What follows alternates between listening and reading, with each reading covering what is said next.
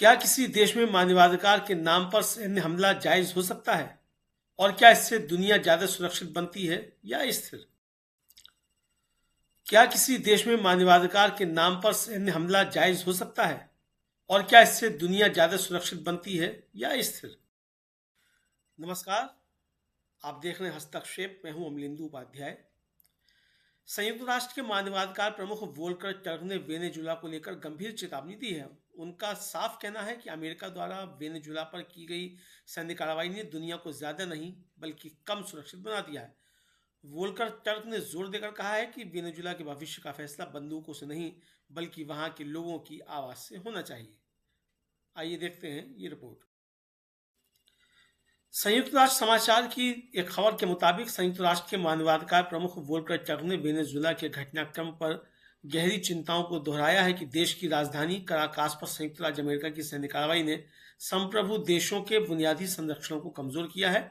Turk ने जोर देकर यह भी कहा है कि वेनेजुला के लोगों की आवाज को सुना जाना जरूरी है। वोल्कर टर्क ने अमेरिका द्वारा वेनेजुला पर की गई सैन्य कार्रवाई और देश के राष्ट्रपति निकोलस मदुरो को हिरासत में लिए जाने के घटनाक्रम पर कहा है कि अमेरिकी कार्रवाई ने दुनिया भर में तमाम देशों को कम सुरक्षित बना दिया है।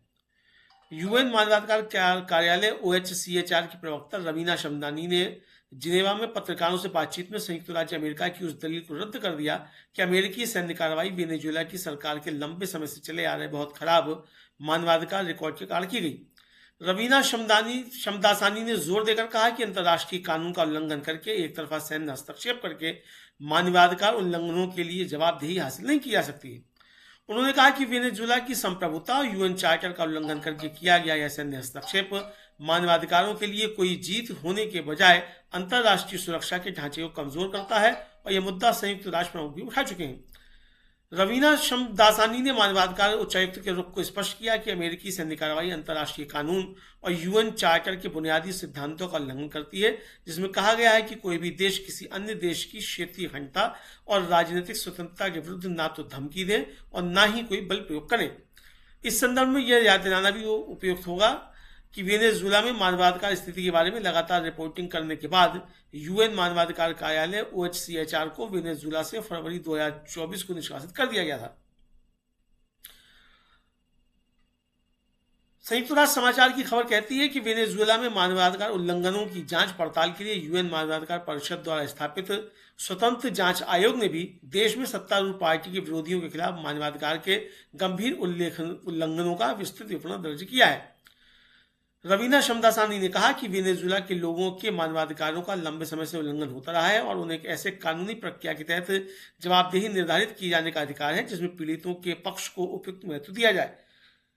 उन्होंने चिंता व्यक्त करते हुए यह भी कहा कि वेनेजुला में अस्थिरता और अमेरिकी सैन्य कार्रवाई के जवाब में सैन्य मुस्तैदी बढ़ाने से स्थिति दीगर बिगड़ सकती है।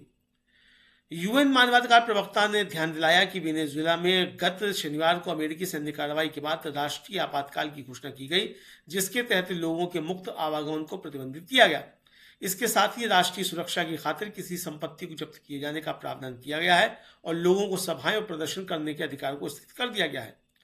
उन्होंने कहा कि उच्चायुक्त ने संयुक्त राज्य अमेरिका और वेनेजुला के अधिकारियों और अंतर्राष्ट्रीय समुदाय का आह्वान किया है कि अंतर्राष्ट्रीय कानून का पूर्ण सम्मान सुनिश्चित किया जाए, जिसमें मानवाधिकार भी शामिल है। रवीना शमदासानी ने कहा कि वेनेजुला का भविष्य केवल देश के लोगों द्वारा ही निर्धारित होना चाहिए, जिसमें मानवाधिकारों के लिए पूर्ण सम्मान हो, साथ ही उन्हें आत्मनिर्णय का अधिकार और अपनी जिंदगियों व संसाधनों पर संप्रभुता हासिल हो। UN high commissioner for human rights की स्पोक्सपर्सन रवीना शमदासानी ने जिनेवा में एक प्रेस वार्ता में कहा कि UN high commissioner for human rights weekend में यूनाइटेड स्टेट्स ऑफ अमेरिका के मिलिट्री ऑपरेशन के बाद वेनेजुला के हालात को लेकर बहुत परेशान है। यह साफ है कि इस ऑपरेशन ने इंटरनेशनल लॉ के एक बेसिक प्रिंसिपल को कमजोर किया है कि देशों को किसी भी देश की टेरिटोरियल इंटीग्रिटी या पॉलिटिकल इंडिपेंडेंस के खिलाफ धमकी नहीं देनी चाहिए या फोर्स का इस्तेमाल नहीं करना चाहिए।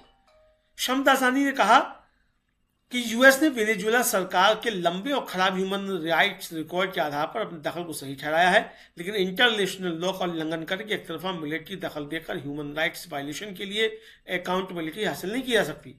वेनेजुला के लोग एक फेयर विक्टिम सेंटर्ड प्रोसेस के जरिए अकाउंटेबिलिटी के हकदार हैं। उन्होंने आगे कहा कि जैसा कि UN ह्यूमन राइट्स ऑफिस की वेनेजुला में लगभग एक दशक से लगातार बिगड़ते हालात पर रिपोर्टिंग से साफ है कि वेनेजुएला के लोगों के राइट्स का बहुत लंबे समय से वायलेशन हो रहा है।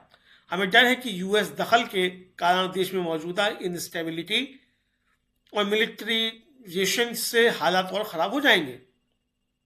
वेनेजुएला के अधिकारियों ने शनिवार को जो इमरजेंसी घोषणा की वह चिंता की बात है, क्योंकि इसमें लोगों के आने जाने पर रोक, देश की रक्षा के लिए जरूरी प्रॉपर्टी जब्त करने और इकट्ठा होने और विरोध करने के अधिकार को सस्पेंड करने जैसे दूसरे कदम उठाए गए हैं। हाई कमिश्नर ने यूएस और वेनेजुएला के अधिकारियों के साथ साथ इंटरनेशनल कम्युनिटी से अपील की है कि वे ह्यूमन राइट्स समेत इंटरनेशनल कानून का पूरा सम्मान करें। शमदासानी ने कहा कि वेनेजुएला का भविष्य सिर्फ वेनेजुएला के लोगों को ही तय करना चाहिए और उनके मानवाधिकार का पूरा सम्मान करना चाहिए, जिसमें खुद फैसला करने का अधिकार और अपनी जिंदगी और अपने संसाधनों पर संप्रभुता का अधिकार शामिल है। खबर बताती है कि वेनेजुएला में इस राजनीतिक संकट से तरफ देखा जाए तो वहां कई वर्षों से जारी आर्थिक पतन, दमन और अस्थिरता के हालात में लगभग 80 लाख लोगों को मानवीय सहायता की आवश्यकता है, यानी 4 में से 1 व्यक्ति मदद की जरूरतमंद है। संयुक्त राष्ट्र के आपदा राहत समन्वय कार्यालय OCHA ने कहा है कि वेनेजुएला के लिए सहायता योजना तो मौजूद है, मगर उसके लिए $60 करोड़ की राशि की आवश्यकता है।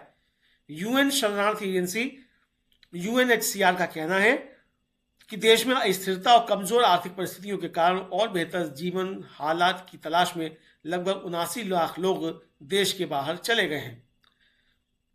तो सवाल ये उठता है कि क्या मानवाधिकार उल्लंघनों का जवाब सैन्य हस्तक्षेप है? क्या राष्ट्रीय आपातकाल और नागरिक अधिकारों पर प्रतिबंध जायज है?